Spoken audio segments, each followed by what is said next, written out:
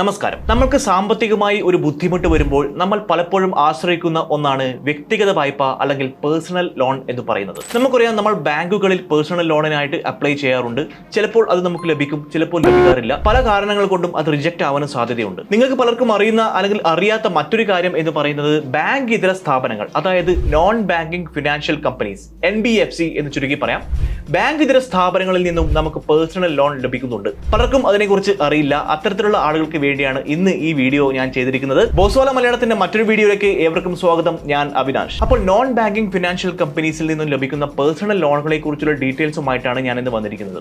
എന്താണ് non banking financial companies? സാമ്പത്തിക കാര്യങ്ങൾ കൈകാര്യം ചെയ്യുന്ന ബാങ്ക് അല്ലാത്ത ബാങ്ക് ഇതര സാമ്പത്തിക സ്ഥാപനങ്ങളെയാണ് നോൺ ബാങ്കിങ് ഫിനാൻഷ്യൽ കമ്പനീസ് അല്ലെങ്കിൽ NBFCകൾ എന്ന് പറയുന്നത്. നമുക്കൊരു വ്യക്തിഗത വായ്പ അല്ലെങ്കിൽ പേഴ്സണൽ ലോൺ ലഭിക്കണമെങ്കിൽ ബാങ്കുകളെ ആശ്രയിച്ചു കഴിഞ്ഞാൽ ചിലപ്പോൾ അത് കിട്ടണം എന്നില്ല.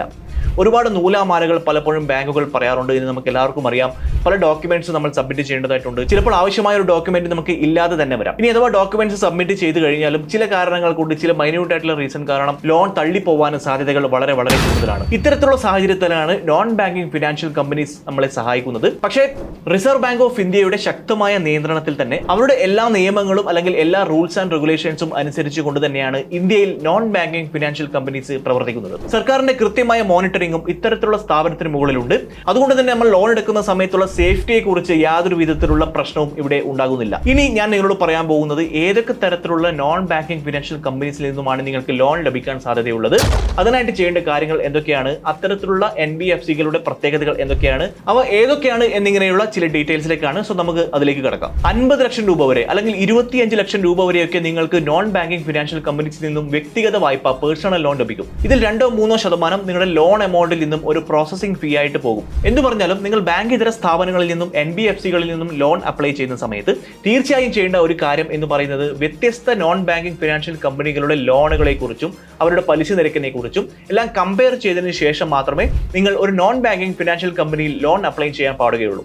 ഇന്ത്യയിൽ പേഴ്സണൽ ലോൺ തരുന്ന ഏറ്റവും top non banking financial companies ഏതൊക്കെയാണെന്ന് നമുക്ക് നോക്കാം. ടാറ്റ ക്യാപിറ്റൽ. വ്യക്തിഗത വായ്പയ്ക്ക് ടാറ്റ ക്യാപിറ്റലിന്റെ വാർഷിക പലിശ നിരക്ക് എന്ന് പറയുന്നത് 11.99% തൊട്ട് 29.99% വരെയാണ്. ലോൺ എമൗണ്ട് ലഭിക്കുന്നത് 35 ലക്ഷം വരെയാണ്. മഹീന്ദ്ര ഫിനാൻസ്. നിങ്ങളുടെ എലിജിബിലിറ്റിക്ക് അനുസരിച്ചായിരിക്കും ഇതിന്റെ പലിശ നിരക്ക് നിർണ്ണയിക്കപ്പെടുന്നത്. 50,000 രൂപ മുതൽ 50 ലക്ഷം രൂപ വരെ മഹീന്ദ്ര ഫിനാൻസിൽ നിന്നും വ്യക്തിഗത വായ്പ ലഭിക്കും. IIFL ഫിനാൻസ് 12.75% മുതൽ 44% വരെയാണ് പ്രതിവർഷ പലിശ നിരക്ക് IIFL ഫിനാൻസിൽ വരുന്നത്. 5,000 രൂപ മുതൽ 5 ലക്ഷം രൂപ വരെയാണ് ഇതിൽ നിന്നും ലോൺ ലഭിക്കുന്നത്. SDB financial services. ഇതിന്റെ വാർഷിക പലിശ നിരക്ക് അറിയാൻ നിങ്ങൾ HDFC ബാങ്കിനെ കോൺടാക്ട് ചെയ്യേണ്ടതായിട്ടുണ്ട്. 20 ലക്ഷം രൂപ വരെയാണ് ഇതിൽ നിന്നും പേഴ്സണൽ ലോൺ ലഭിക്കുന്നത്. ആദിത്യ ബിർള ക്യാപിറ്റൽ 19.45% തൊട്ട് 20.45% വരെയാണ് പ്രതിവർഷ പലിശ നിരക്കായി വരുന്നത്.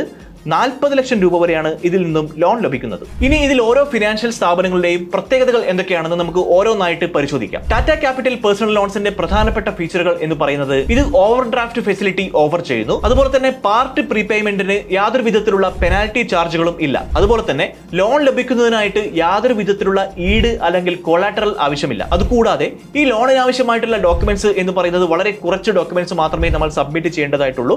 സബ്മിറ്റ് ചെയ്ത് കഴിഞ്ഞാൽ വളരെ ചുരുക്കം സമയത്തിനുള്ളിൽ തന്നെ ലോൺ എമൗണ്ട് നിങ്ങളുടെ അക്കൗണ്ടിൽ ക്രെഡിറ്റ് ആവും എന്നുള്ളതാണ് ഇതിന്റെ ഏറ്റവും വലിയ പ്രത്യേകത. ടാറ്റ ക്യാപിറ്റൽ പേഴ്സണൽ ലോണിന്റെ പ്രോസസിംഗ് ഫീ ആയിട്ട് നിങ്ങൾ എത്രയാണ് ലോൺ എമൗണ്ട് എടുക്കുന്നത് അതിന്റെ 2.75% ഒരു GST എമൗണ്ടും അതിന്റെ പ്രോസസിംഗ് ഫീ ആയിട്ട് കൊടുക്കേണ്ടതായിട്ട് വരും. പാർട്ട് പ്രീപേയ്മെന്റ് ചാർജ് എന്ന് പറയുന്നത് 2.5% GSTയുമാണ്. പീനൽ ഇൻട്രസ്റ്റ് എന്ന് പറയുന്നത് പ്രതിമാസ ഓവർഡ്യൂ എമൗണ്ടിന്റെ 3% GSTയുമാണ്. ഫോർ ക്ലോസർ ചാർജ് എന്ന് പറയുന്നത് ക്ലോസ് ചെയ്യുന്ന സമയത്തുള്ള പ്രിൻസിപ്പൽ ഔട്ട്സ്റ്റാൻഡിംഗ് എമൗണ്ടിന്റെ 4.5% GSTയുമാണ്. ക്യാൻസലേഷൻ ചാർജ് ഒന്നുകിൽ ലോൺ എമൗണ്ടിന്റെ 2% അല്ലെങ്കിൽ 5,750 രൂപയും GSTയുമായിരിക്കും. ഇനി മഹീന്ദ്ര ഫിനാൻസിന്റെ പ്രത്യേകതകൾ എന്തൊക്കെയാണെന്ന് നമുക്ക് നോക്കാം. 3 വർഷം വരെയാണ് മഹീന്ദ്ര ഫിനാൻസിന്റെ ലോൺ ടെന്യൂർ എന്ന് പറയുന്നത്. 3 വർഷത്തിനുള്ളിലാണ് ഇതിന്റെ തിരിച്ചടവ് കാലയളവ് വരുന്നത്. നിങ്ങൾ അപ്ലൈ ചെയ്ത് കഴിഞ്ഞാൽ ഡോക്യുമെന്റേഷൻ എല്ലാം കറക്റ്റ് ആയി കഴിഞ്ഞാൽ ഇൻസ്റ്റന്റ്ലി ഇത് അപ്രൂവ് ആവുന്നു. അതുപോലെ തന്നെ 2 ദിവസത്തിനുള്ളിൽ ഈ എമൗണ്ട് നിങ്ങളുടെ അക്കൗണ്ടിലേക്ക് ക്രെഡിറ്റ് ആവുന്നു. ചെക്ക് വഴിയോ മൊബൈൽ ട്രാൻസാക്ഷൻ വഴിയോ അല്ലെങ്കിൽ സ്ഥാപനത്തിൽ നേരിട്ട് ചെന്നോ നിങ്ങൾക്ക് റീപേയ്മെന്റ് നടത്താം. മഹീന്ദ്ര ഫിനാൻസിലെ തൊഴിലാളികൾക്കോ അല്ലെങ്കിൽ ഓൾറെഡി മഹീന്ദ്ര ഫിനാൻസിന്റെ കസ്റ്റമർ ആയിട്ടുള്ള ആളുകൾക്കോ മാത്രമേ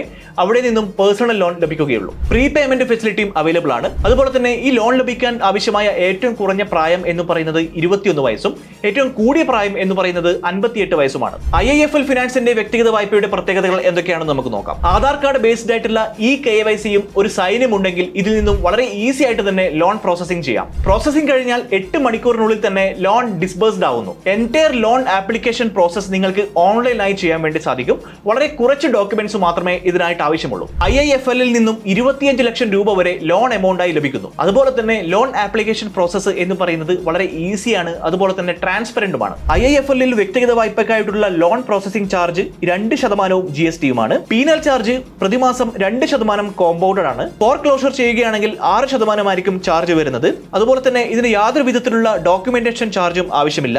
ചെക്ക് ബൗൺസ് ആവുകയാണെങ്കിൽ 500 രൂപയും GSTയുമായിരിക്കും അതിനുള്ള ചാർജ് കൊടുക്കേണ്ടതായിട്ട് വരിക. ഇനി HDFC ബാങ്കിന്റെ SDB ഫിനാൻഷ്യൽ സർവീസസിന്റെ വ്യക്തിഗത വായ്പയുടെ പ്രത്യേകതകൾ എന്തൊക്കെയാണെന്ന് നമുക്ക് നോക്കാം. കസ്റ്റമേഴ്സിന് ഡോർ സ്റ്റെപ്പ് സർവീസ് നൽകുന്നു എന്നുള്ളതാണ് ഇതിന്റെ ഏറ്റവും വലിയ പ്രത്യേകത. അതായത് നിങ്ങളുടെ വീട്ടിൽ വന്ന് അവർ ലോൺ തരുന്നു. 20 ലക്ഷം രൂപ വരെയാണ് SDB ഫിനാൻഷ്യൽ സർവീസസിൽ നിന്നും പേഴ്സണൽ ലോണായി ലഭിക്കുന്നത്. യാതൊരു വിധത്തിലുള്ള സെക്യൂരിറ്റിയും നമ്മൾ നൽകേണ്ടതില്ല. അതുപോലെ തന്നെ ജാമ്യക്കാരനെയും നമുക്ക് ആവശ്യമില്ല. മറ്റൊരു പ്രത്യേകത എന്താണെന്ന് വെച്ചാൽ സെലക്ട് ചെയ്തിട്ടുള്ള കമ്പനീസിലെ എംപ്ലോയീസിന് വളരെ മികച്ച ഓഫറിൽ ലോൺ ലഭിക്കുന്നു. ഏറ്റവും കൂടിയത് 60 മാസത്തിനുള്ളിലാണ് നമ്മൾ ലോൺ തിരിച്ചടക്കേണ്ടത്. ഇനി ആദിത്യ ബിർള ക്യാപിറ്റലിന്റെ പേഴ്സണൽ ലോണിന്റെ പ്രത്യേകതകൾ എന്തൊക്കെയാണെന്ന് നോക്കാം. ആദിത്യ ബിർള ക്യാപിറ്റലിന്റെ പേഴ്സണൽ ലോണിന്റെ ടെന്യൂറിൽ ഉടനീളം പലിശ നിരക്കിൽ യാതൊരു വിധത്തിലുള്ള മാറ്റവും വരുന്നില്ല. പലിശ കൂടുന്നുമില്ല, കുറയുന്നുമില്ല. അതുപോലെ തന്നെ റീപേയ്മെന്റ് ടെന്യൂർ എന്ന് പറയുന്നത് ഫ്ലെക്സിബിൾ ആണ്. 36 മാസം വരെ ഇത് പോകാം. ലോൺ ലഭിക്കുന്നതിന് യാതൊരു വിധത്തിലുള്ള ഈടും ആവശ്യമില്ല. അതുപോലെ തന്നെ സെക്യൂരിറ്റിയും കൊടുക്കേണ്ടതായിട്ടില്ല. ലോണിന് നിങ്ങളുടെ യോഗ്യതാ മാനദണ്ഡം വർദ്ധിപ്പിക്കുന്നതിനായിട്ട് നിങ്ങൾക്കൊരു കോ ആപ്ലിക്കന്റിനെയും ഇതിൽ ആഡ് ചെയ്യാം. ECS വഴിയോ NSCH വഴിയോ റീപേയ്മെന്റ് നടത്താം. അതുകൂടാതെ ആപ്ലിക്കേഷൻ പ്രോസസ്സ് എന്ന് പറയുന്നത് വളരെ ഈസി ആയിട്ട് ചെയ്യാൻ പറ്റുന്ന ഒന്നാണ്. വളരെ ചുരുക്കം ഡോക്യുമെന്റ്സ് വഴി നിങ്ങൾക്ക് ആപ്ലിക്കേഷൻ പ്രോസസ് നടത്താം. അപ്പോൾ നോൺ ബാങ്കിംഗ് ഫിനാൻഷ്യൽ കമ്പനീസ്, അതായത് ബാങ്കുകളല്ലാത്ത ബാങ്ക് ഇതര സാമ്പത്തിക സ്ഥാപനങ്ങൾ എങ്ങനെയാണ് ലോൺ തരുന്നത്, അല്ലെങ്കിൽ അവരുടെ ലോണിന്റെ പ്രത്യേകതകൾ എന്തൊക്കെയാണെന്ന് നമ്മൾ മനസ്സിലാക്കി കഴിഞ്ഞു. നിങ്ങൾക്ക് വ്യക്തിഗത വായ്പയാണ് നിങ്ങൾ അന്വേഷിക്കുന്നതെങ്കിൽ നമ്മൾ സാധാരണയായി അന്വേഷിക്കുന്നത് സഹകരണ ബാങ്കുകളിലോ അല്ലെങ്കിൽ മറ്റ് നമ്മുടെ നാട്ടിലെ ബാങ്കുകളിലോ മറ്റോ ആയിരിക്കും. പക്ഷേ എല്ലായ്പ്പോഴും എല്ലാവർക്കും അവിടെ നിന്ന് കിട്ടി എന്ന് വരില്ല. ചുരുക്കം ചില യോഗ്യതാ മാനദണ്ഡങ്ങൾ നിങ്ങൾക്ക് ഉണ്ടെങ്കിൽ, അല്ലെങ്കിൽ നോൺ ബാങ്കിംഗ് ഫിനാൻഷ്യൽ കമ്പനീസ് ആവശ്യപ്പെടുന്ന ചില യോഗ്യതാ മാനദണ്ഡങ്ങൾ നിങ്ങൾക്കുണ്ടെങ്കിൽ, നിങ്ങൾക്ക് സിബിൽ സ്കോർ ഉണ്ടെങ്കിൽ, അല്ലെങ്കിൽ നിങ്ങൾക്ക് നല്ല ശമ്പളം ഉണ്ടെങ്കിൽ, അല്ലെങ്കിൽ നിങ്ങളുടെ പ്രീവിയസ് ലോണുകൾ നിങ്ങൾ അടച്ചതിന്റെ നല്ലൊരു ഹിസ്റ്ററി നിങ്ങൾക്കുണ്ടെങ്കിൽ, ഇതെല്ലാം നിങ്ങൾ പാലിക്കുന്നുണ്ടെങ്കിൽ നോൺ ബാങ്കിംഗ് ഫിനാൻഷ്യൽ കമ്പനീസിൽ നിന്നും ലോൺ ലഭിക്കും. വളരെ കൃത്യമായിട്ട് കൃത്യതയോടെ അച്ചടക്കത്തോടെ റീപേയ്മെന്റ് നടത്തുക എന്നതാണ് ഇതിന്റെ ഏറ്റവും വലിയ പ്രത്യേകത.